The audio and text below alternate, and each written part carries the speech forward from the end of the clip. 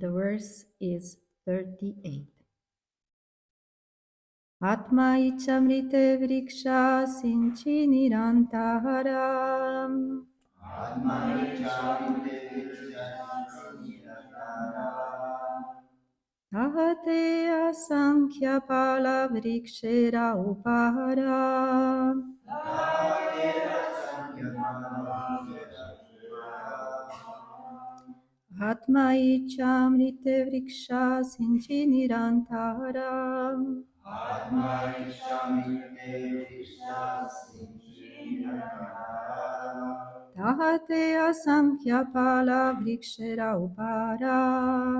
Tahate asankhya pala vrikshera upara. Atma ichamrite vriksha sinchi nirantaram. Atma ichamrite vriksha sinchi nirantaram. Tahate asankhya pala vrikshera upara.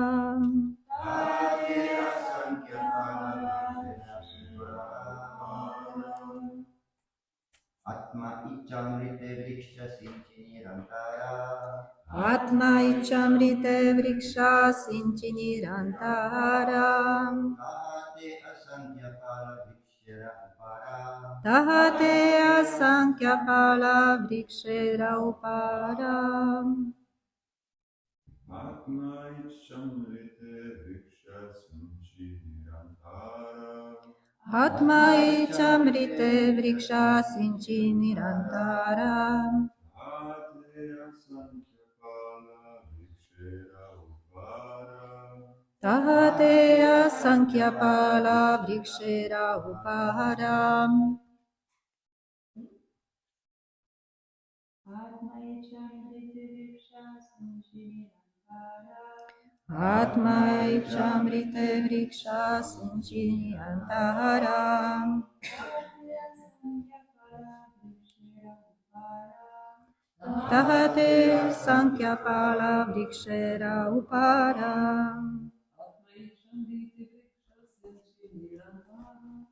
Atma ichamrite vriksha sinchi nirantaram.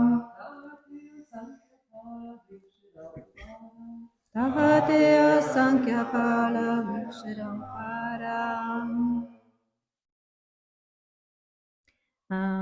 Reading word by word translation. Atma, Atma, self. self. Icha amrite, Icha amrite. by the nectar of the will. By the nectar of the will. Vriksha, Vriksha. the tree. Tree. Sinchi, Sinchi. sprinkle. Sprinkle. Nirantara, Nirantara. constantly. Constantly. Tahate, Tahate. there. There. Asankhya, Asankhya. unlimited. Unlimited. Phala, Phala. fruits. Fruit. Vrikshera, Vrikshera. on the tree. On the tree. Upara, Upara. upper. Upper. Translation. By the transcendental desire of the Supreme Personality of Godhead, water has been sprinkled all over the tree, and thus there are innumerable fruits of love of Godhead. Purport. God is unlimited, and his desires are also unlimited. This example of unlimited fruits is factually appropriate even within the material context. For with the good will of the Supreme Personality of Godhead, there can be enough fruits, grains, and other foodstuffs produced so that all the people in the world could not finish them, even if they are 10 times their capacity. Even if they eat, I'm sorry. Even if they eat, that's what I was wondering. Even if they eat 10 times their capacity. That's a lot. In this material world, there is actually no scarcity of anything but Krishna consciousness. If people become Krishna conscious by the transcendental will of the Supreme Personality of Godhead, there will be enough foodstuffs produced so that people will have no economic problems at all. One can very easily understand this fact.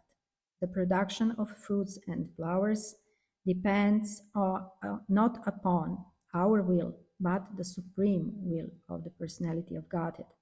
If he is pleased, he can supply enough fruits, flowers, etc.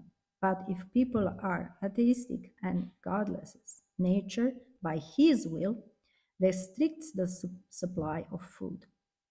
For example, in several provinces in India, especially Maharashtra, Uttar Pradesh, and other adjoining states, there is sometimes a great scarcity of foodstuffs due to the lack of rainfall. So-called scientists and economists cannot do anything about this. Therefore, to solve all problems, one must seek the goodwill of the Supreme Personality of Godhead by becoming Krishna conscious and worship Him regularly in devotional service. Jai, Shri Prabhupada, Jai. Nama Om Vishnu Padaya, Krishna Prasthaya Bhutale, Shrimate Bhaktivedanta Swami, Namaste. Gaura. Nirvashesha Shunyavadi, Paschatya Desha Dhari.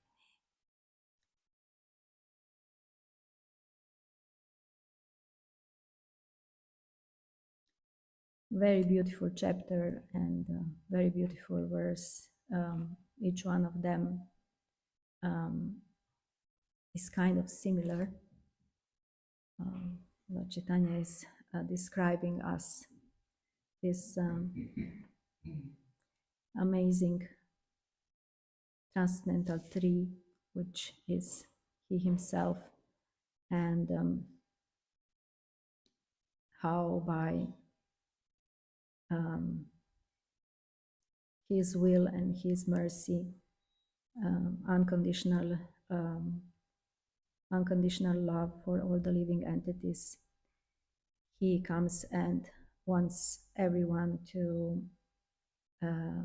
receive those fruits of love of Godhead.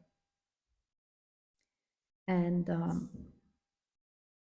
in this verse, we can really, it's kind of more and more becoming confirmed how everything that is happening about this tree is actually his real deepest desire to come and to bless conditioned souls with this amazing relationship with God. And God is unlimited. There is no limit to his potencies. So what we experience here in the material world as a lack is in any aspect of our life, if we feel that there is some lack, if we understand that experience of lack is coming from Krishna, then we can understand that we lack Krishna consciousness, and that's why we are experiencing that kind of situation. We know that when there is some kind of suffering, especially connected to our bodies, the lack of water or the lack of food is a very, very big suffering for the living entity. And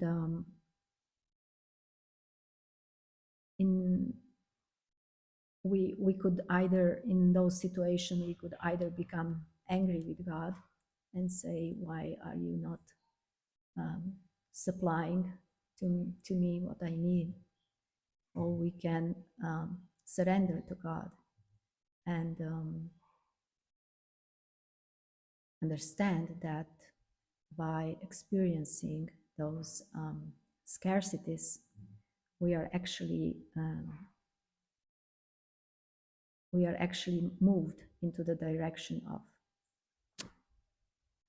becoming more God conscious, and also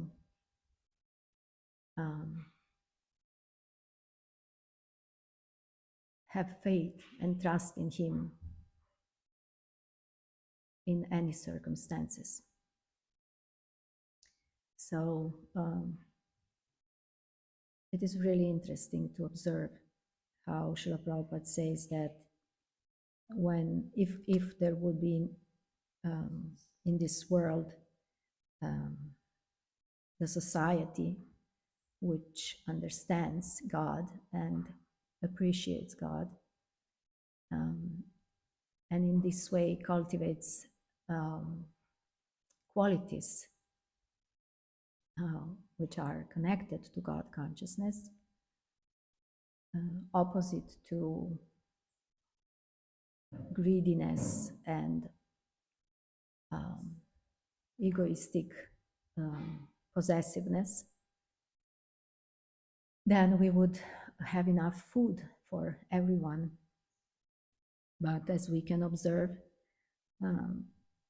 this is not really happening in this world. And people still invest money in building spaceships and rockets and going around the moon, but do not invest in supplying food for all the people that are suffering hunger in this world. That's very unfortunate, and that is an example of the lack of Krishna consciousness. So I wanted to be kind of brief in explaining, sharing with you what has come to my mind while reading this verse, because I wanted to talk with you about Purushottama month, which we are entering today, and we will be there until 14th of June this year. We know it happens every 3.5 years.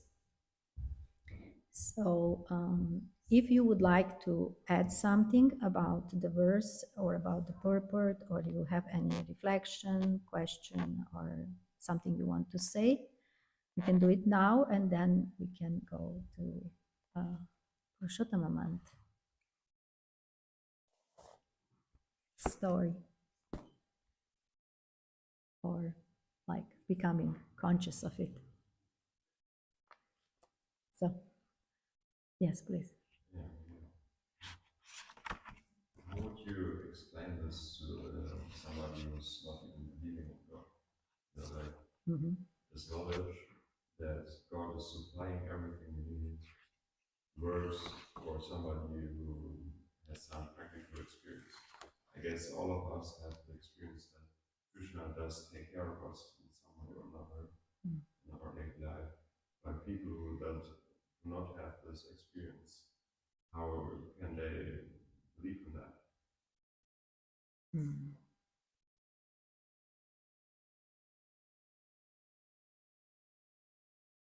How can you believe in something that you are not experiencing?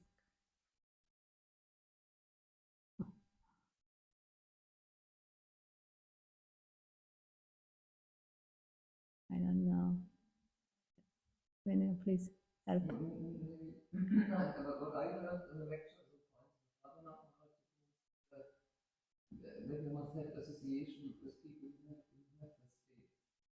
And then something happens in your consciousness. This is my small experience also. Really big association of people who have this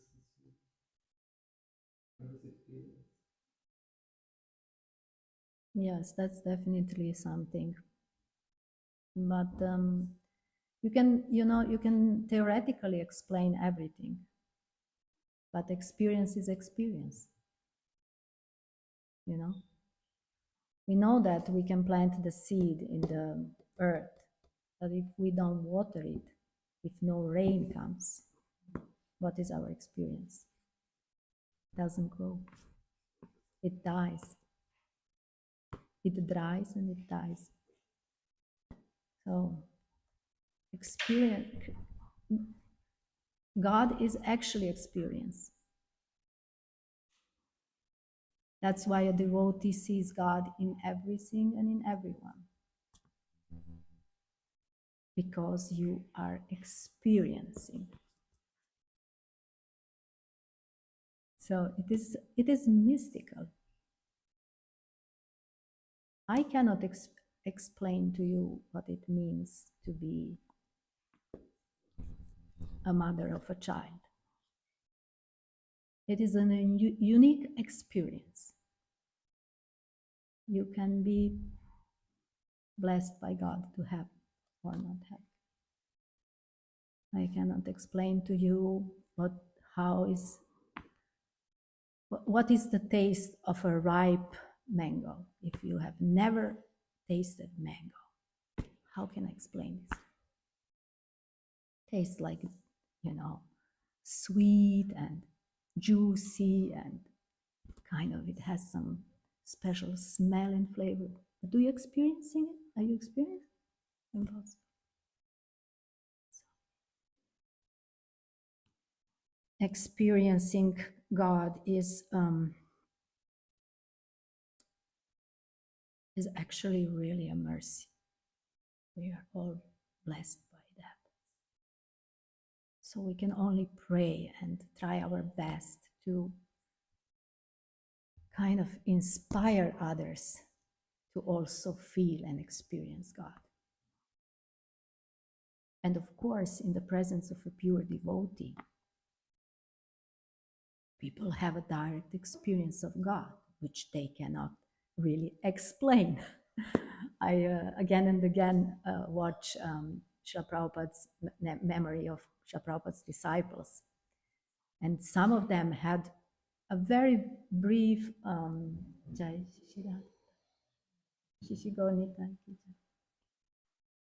some of them had a very, very brief interaction with Srila Prabhupada, and some of them a very long kind of years of association. And each one of them has the same light in the eyes and same trembling voice, like if you have, tasted one drop of something incredible. So it's really a blessing. This helps. Shall we enter Purushottama Mantkata? So I was very inspired to somehow go deeper in my knowledge about this particular month in our the spiritual tradition. I've heard about it many years ago, but I kind of like just went through it very, I don't know, easily, lightly. Didn't really have enough inspiration to understand it better. So this year I am taking part of one interesting experimental sangha, association of devotees. We call it creative study sangha, and we choose a topic for each 2 weeks on which we concentrate and which we explore, and then we try to also creatively, it doesn't matter in which direction you go, either writing, drawing, whatever comes to your inspiration is good. And in this way, we experience studying scriptures and studying about Krishna in a little bit different way. Like we do not study in order to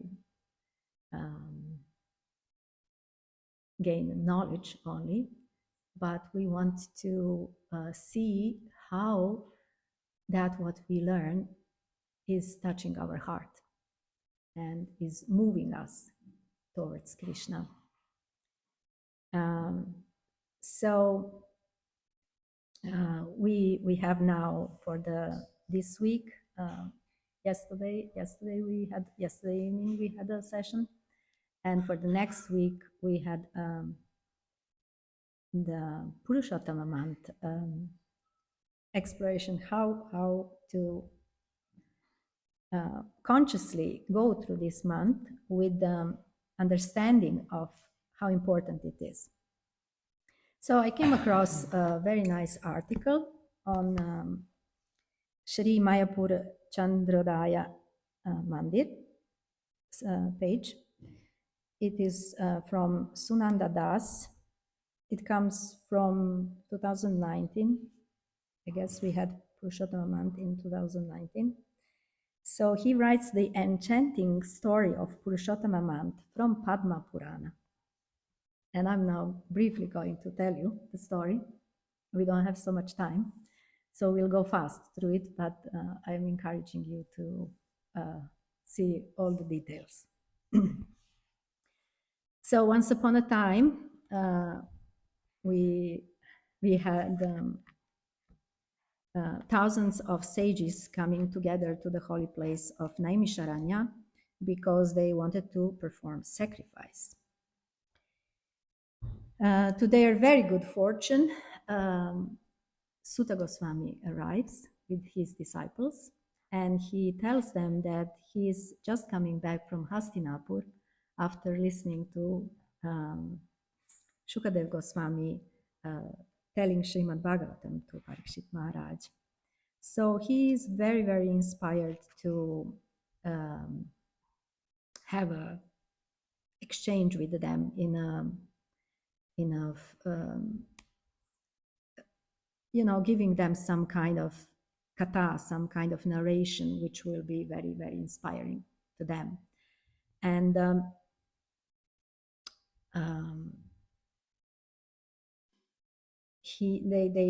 they ask him, like, please tell us something that will be like very, very inspiring for us. So he starts telling that the narration that he will tell them is actually originally narrated by Krishna himself to Yudhishthir Maharaj in the Kamyaka forest. After we all know that Yudhishthir Maharaj in Mahabharata had lost everything in the gambling match with Duryodhana, and he was exiled in the forest for 13 years, and the 14th year was supposed to be in hiding before he could go back, and he could go back to Hastinapur with his brothers and Draupadi.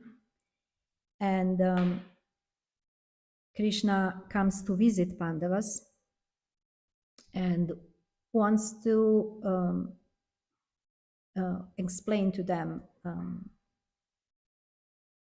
in a way like why they had to suffer this kind of situation. So Krishna narrates that once upon a time Narada Muni was going to visit Lord Narayan Rishi. Yes, he was going to visit Narayan Rishi in Badarikashram, and he was also kind of asking him for some narration.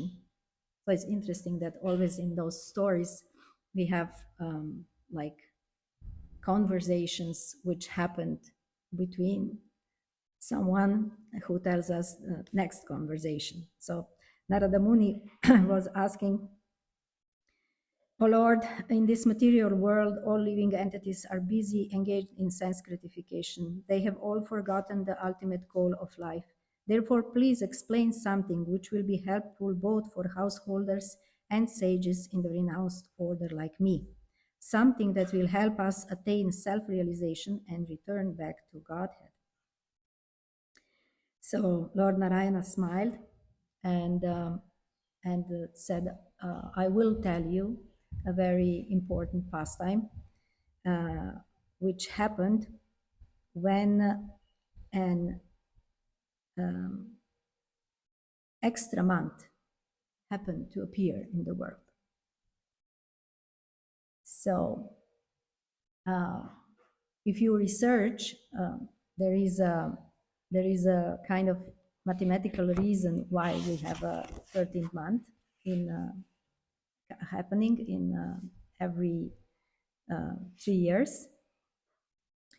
and it is explained that the solar year lasts 365 days, while lunar year lasts about 354 days. So this creates a difference of roughly 11 days each year. Over roughly 32 and a half months, this accumulated difference adds up to one full lunar circle around 29 and a half days. So it happened that these extra months appeared and nobody wanted it. Nobody liked it. Everybody was rejecting it. And they said, "You are inauspicious, you are not kind of like appreciated. We will not do any pious activities if you come here." And it was a disaster. So it is described that she went to Lord Vishnu, Vaikunta, and started to explain to him her situation, saying that, why I'm here, I have no name, I have no presiding deity, I have like no one appreciates me, like why am I here? And she felt so desperate that she said, "I just want to die." And she was also crying and fainting. And it's explained that Lord Vishnu asked Garuda to go and fan her to bring her back to consciousness. And when she came back to consciousness, she was still not able to be pacified. So he decided to go to Goloka Vrindavan. He said only Krishna can solve this problem. So they went to Goloka Vrindavan, and what is interesting that it is described how they arrived to Goloka and there was so much light, so the Lord Vishnu was keeping her by hand, and when they arrived near, she had to close her eyes and just walk behind Lord Vishnu. It's really nice, the description. And they entered Goloka Dham, and Krishna was there accompanied by the gopis. And when he saw this lady crying, he was asking Lord Vishnu, "What is happening? Why is she crying so much?" Nobody should cry in Goloka Dham, in Goloka Vrindavan. So Lord Vishnu came and told him her situation is very difficult. She is an extra month coming to the world, but nobody wants her. We don't know what is her purpose. what is her position, and she has no protector. So that's why she's feeling desperate. And we know how soft is Krishna's heart. He became very moved, and he himself immediately decided that he will take care of her, of that extra month. So I wanted to read to you the words of the Lord, which are like very inspiring, because in a way, like, you are in despair. Each one of us is desperate because we don't know who we are. We don't know why we are here. We don't know what is our mission, what is our position, who's going to protect us. So when we turn to Krishna with that kind of humble heart, he is immediately moved and he wants to give us his shelter. So let's go to the words of the Lord. It's a long article. Just bear one moment of patience with me. So, Lord Vishnu explained the situation of the month, and then it said, then Sutta Goswami continued to speak. O sages, Lord Vishnu took his seat, and Lord Krishna spoke very confidential words to him. Listen carefully, for I am now going to share those words with all of you. Then Lord Purushottama, Shri Krishna said, O Vishnu, you have done a very great deed by bringing this extra month to me. You will become even more famous for performing this act. Because you have accepted this Malamasa, I will also accept her. I shall make this poor extra month just like me in quality, fame, opulence, realizations, source, success, and in giving benediction to devotees. This month will become equally potent to me. I am bestowing all of my divine qualities in this abused month. Named after me, this month will be famous as Purushottama month in this world. O Janardana, now that she has imbued my qualities, I myself will become the husband and protector of this Purushottama month. And being equal to me, this month will be the master of all other months. Now this month will become worshipful by one and all. Everyone should pay their obeisances to her. Everyone should worship her. This month is equally as powerful as me to give any type of benediction to its observer. I am making this month desire-free, unlike other months which are full of some desire or another. The worshipper of this month will be able to burn all his past sinful reactions to ashes, and after enjoying a blissful life in the material realm, he will return back to Godhead.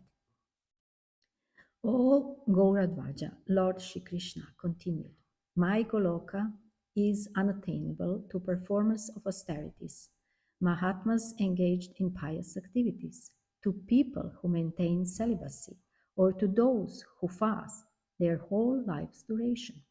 But just by observing Purushottama month and becoming a devotee, one can easily cross over this material ocean and return back to Godhead.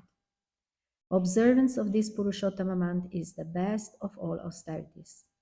Just as a farmer produces a rich harvest by planting seeds in a nicely cultivated land, so an intelligent man who practices devotional service towards the Supreme Lord in this Purushottama month will enjoy a blissful life while in this world, and after leaving his body, he will return back to Godhead. An unfortunate ignorant man who does not perform any japa does not give any charity, does not pay respects to Lord Shri Krishna and his devotees, does not behave properly to Brahmanas, makes enmity with others, and who blasphemes the Purushottama month will go to hell for an unlimited period. Lord Shri Krishna continued, how can a person make his life successful unless he performs devotional service in this Purushottama month? A person who is fully engaged in sense gratification and does not give any special importance to this secret month becomes the best candidate for hell. All human beings should perform some devotional service in this Purushottama month by taking a bath in a holy river, worshipping me, Sri Krishna, by chanting my holy name, giving charity. A fortunate person who follows my instructions and observes this Purushottama month properly and in faithful way worships me will attain fame, opulence, and a good son in this very life, and after enjoying a happy life, he will return to Goloka Dham. By following my instructions, everyone should worship this secret month. I have made it the best among all other months. O husband of Rama Devi, Vishnu, give up all kinds of material speculation about this extra month. Just take this Purushottama month with you to your Vaikuntha abode. So, it is explained that after narrating this brief history of Purushottama month, Lord Krishna glanced very mercifully upon Yudhishthir and Draupadi, because he is telling this to them. And then it's interesting, it's written, he glances mercifully upon Yudhishthir and Draupadi, but then speaks to Arjuna. O lion among men, can you now understand the reason why you Pandavas are suffering? You did not acknowledge or honor the presence of Purushottama month, which has just recently finished. That month, which is most dear to Vrindavan Chandra, has passed, but you Pandavas were in the forest and did not worship Purushottama month. So now you are suffering. You have been following the ritualistic principles given to you by Vyasadeva, but unless you worship Purushottama month, you cannot perform pure devotional service to me. So we have not so much time, but after saying this,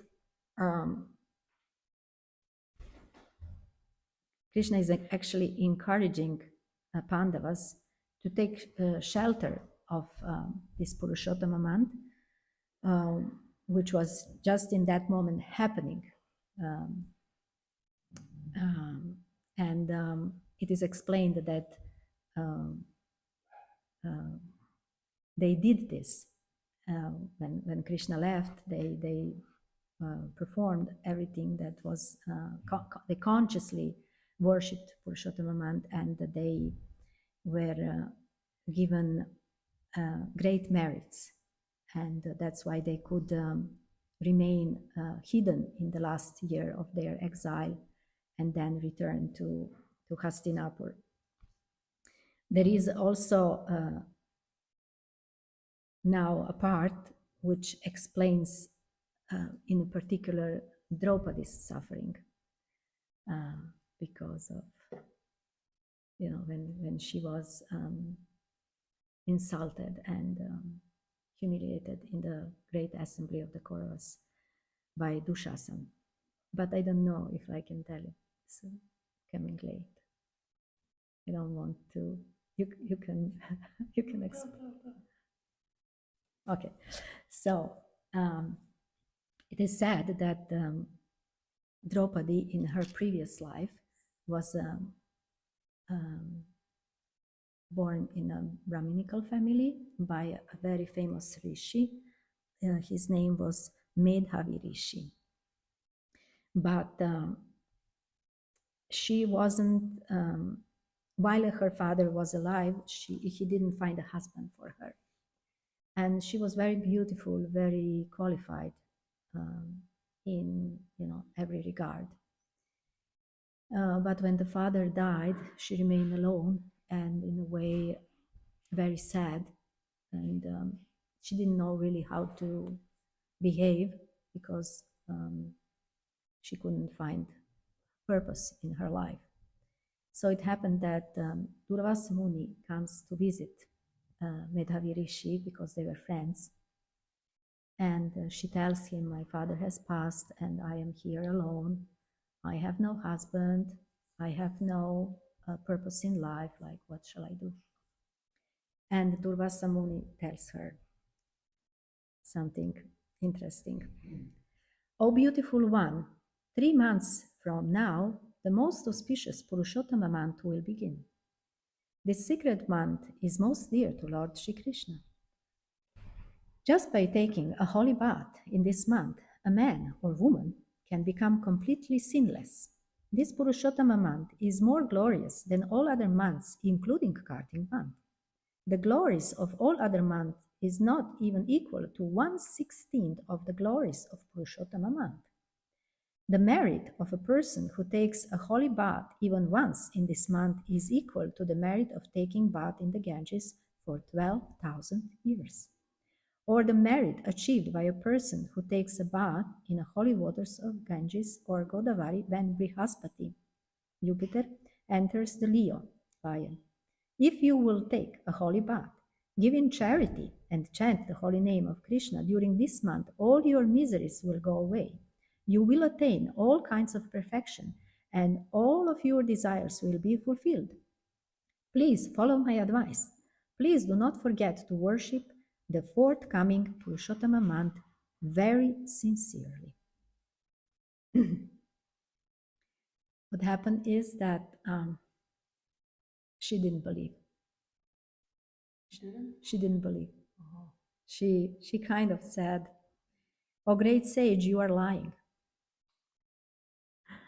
How could this extra month, which is also called Mala Masa," it is translated that Mala Masa is like a stool month, like so rejectful, like that was how the people were telling them in the past about it.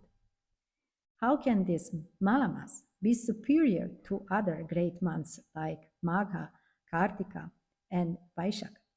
I cannot believe your words. You are trying to cheat me. This extra month is known to be most abominable for any kind of pious activity.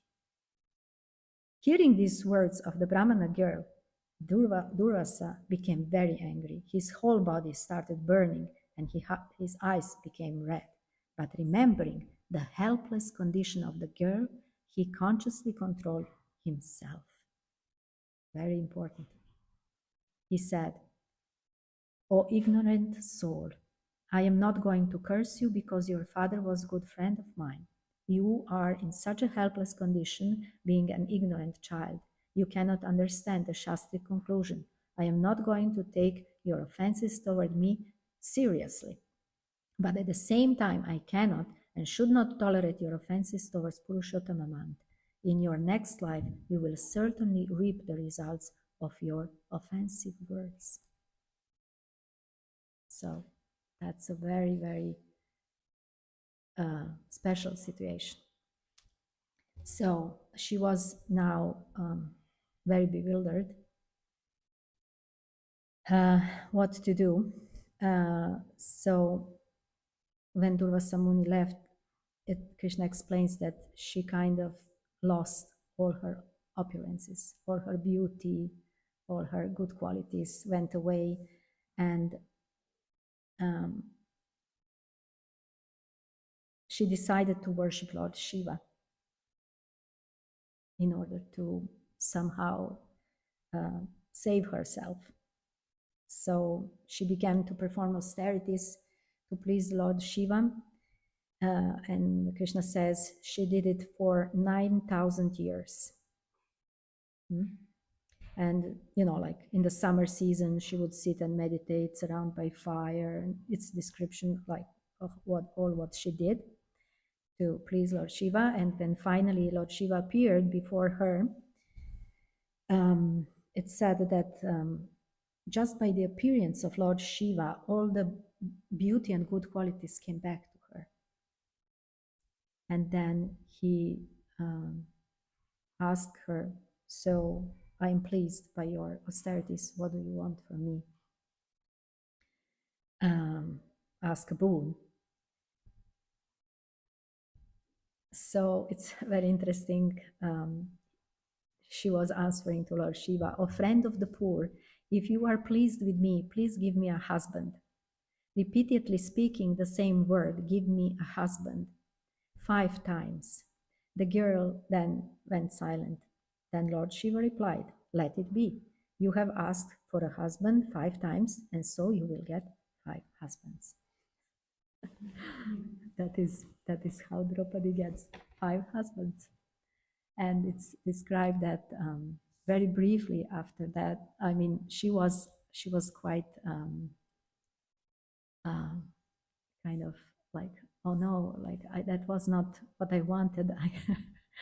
I wanted only one husband.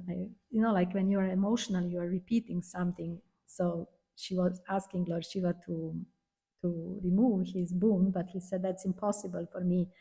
What you have asked from me will be granted. You will get 5 husbands in your next life. Previously, you offended Purushottama month by not following the kind advice of sage Durvasa. O Brahmana girl, there is no difference between the body of Durvasa and mine. All of the demigods, including Lord Brahma and all the great saints like Narada, worship this Purushottama month in according with the order of Lord Shri Krishna. A devotee of Purushottama month achieves all good fortune in this life, and at the end of his life he goes back to Golokadam, the abode of Shri Krishna. Being an offender of the secret Purushottama month, you will get 5 husbands in your next life. But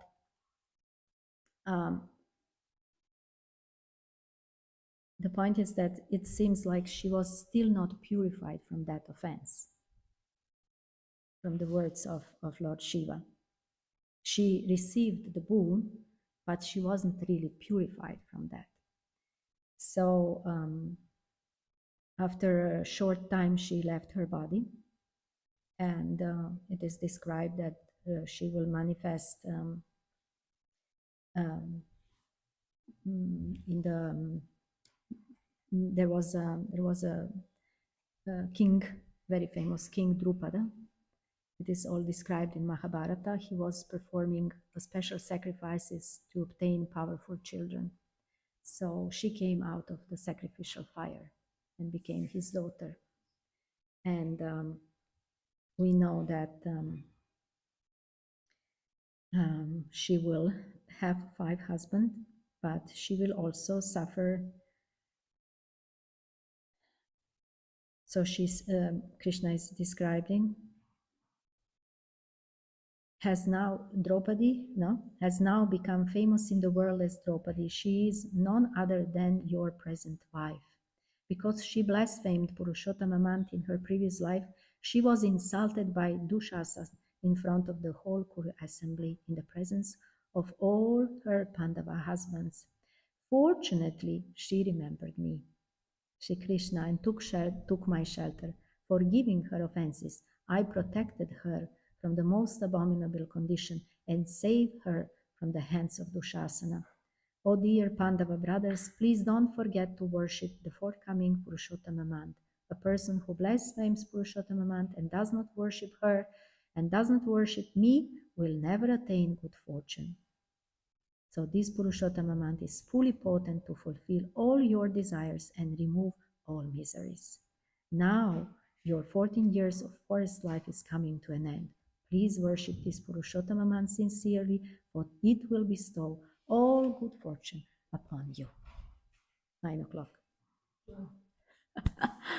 We included also everything that was there. So I hope you are inspired. Yes, please. HG Madhava Priya, thank you very much for this lecture. Could you give us, please, some practical tips how to worship Purushottama? Oh, I think we just got from Krishna the holy bath in the holy rivers, the japa. Krishna mentioned japa, charity. To our capacity, we can try to give away something.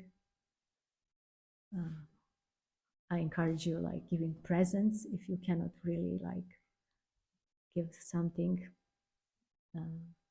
big, give something small. And maybe give extra time to your, like my Guru Maharaj is encouraging time with Krishna. So give you an extra time with Krishna in whatever way you feel you can do honestly. You know, Krishna is not asking something impossible from us. He's just asking more affection, more attention, those things which we can give. Yeah. I would not go to something complicated. Light also, offering light to the deities. I remember only from Satyananda Maharaj, we could read every day the 15th chapter. Yeah, that was very encouraged also. Yeah, 15th chapter of the Gita. Yeah.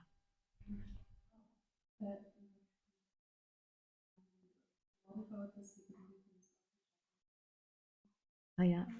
We have, we are encouraged to sing Jagannath Ashtakam prayers and also Chaurashtakam prayers. From Chaurashtakam, from Bilvan Mangala Thakur, a song. We were singing here the last time. Maybe you were never visiting when we there's a beautiful song, Chaurashtakam, describing Krishna as a thief. Very, very sweet. Yeah, Makanchor. But in the Chaurashtakam, Krishna is actually described as a thief of our sinful reactions. He comes and takes away everything. Yeah, the first verse. Yeah. I have it here. I offer pranam to that foremost of thieves, who is famous in Vraja as the butter thief, and who steals the gopis' clothes, and who, for those who take shelter of him, steals the sins which have occurred over many lifetimes. I offer pranam to the foremost of thieves, who steals Srimati Radhika's heart, who steals the dark luster of a fresh rain cloud, and who steals all the sins and sufferings of those who take shelter of his feet. He turns his surrendered devotees into paupers and wandering homeless beggars. Oh, such a fearsome thief has never been seen or heard of in all the three worlds. Mere utterance of his name purges one of a mountain of sins. Such an astonishingly wonderful thief I have never seen or heard of anywhere. O thief, having stolen my wealth, my honor, my senses, my life, and my everything, where can you run to? I have caught you with the rope of my devotion. You cut the terrible noose of Yamaraj. You sever the dreadful noose of material existence, and you slash everyone's material bondage.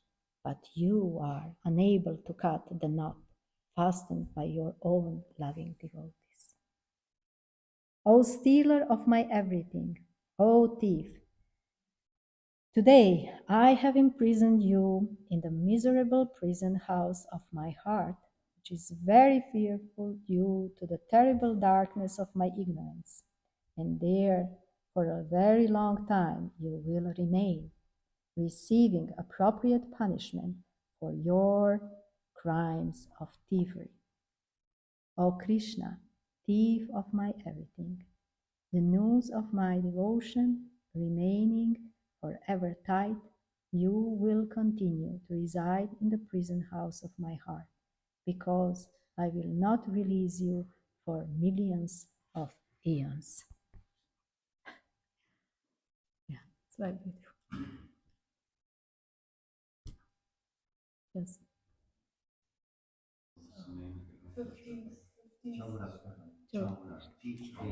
15th chapter in Jagannath Astakam. anything. One day one day another. We should sing this every day. Radio speeches. Instead of Dhammadarasta, we sing Chaurasta.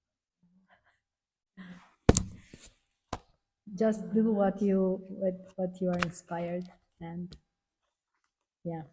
But it has to be doable. That's the most important. Yeah, exactly. Don't think big and not be able to Yeah, do it. that's what yeah, in your capacity, in your honest devotion. Thank you very much. Thank you very much. All glories to the assembled devotees. Hare Krishna, Vanchakalpa Tarubhyascha, Kripa Sindhubhya eva cha, Patitanam Pavanebhyo, Vaishnavebhyo Namo Namaha. Hari Hari Bol.